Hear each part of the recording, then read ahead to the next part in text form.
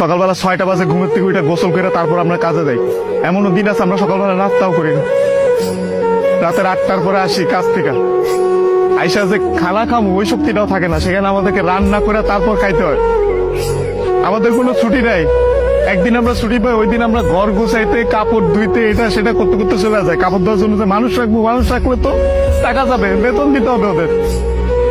ওই টাকাটা বাসায় আপনাদেরকে পাঠাই, তারপর ওইটা দিয়ে আপনারা ফুটা নিবেন। আর এই যে ইস্ত্রি করা, এই যে বাজালা কাপড় বেড়া ঘুরেন, আর এই যে কাপড়, আমরা কাপড় পরতে পারি না ওইখানে। এই যে এখানে দেখেন না ভালো ভালো কাপড় পরে ঘুরতেছি, এটা খালি আব্বা আম্মা আত্মীয় স্বজন দেখে ভাবে যে অনেক সুখে আছে। ওখানে তো জামা কাপড় পরার টাইমই পাই না আমরা। কখন জামা কাপড় পরবো? সারাদিন তো ইউনিফর্ম পরেই থাকা লাগে। রাতের বেলা খারাপ বেলা খাওয়ার পরে এই যে 5টা মিনিট মা বোন বাপের সাথে কথা বলি, ওইটাই আমাদের জীবনে সারাদিনের সুখ। সারাদিন কষ্ট করে ওই যে 5টা মিনিট মায়ের সাথে কথা বলবো, এটার জন্য 16 ঘন্টা 18 ঘন্টা করে আমাদের চাকরি করা হয়। বুঝবেন না আমাদের কষ্ট। আমরা হচ্ছে পৃথিবীর সবচেয়ে বড় মৃত্যু।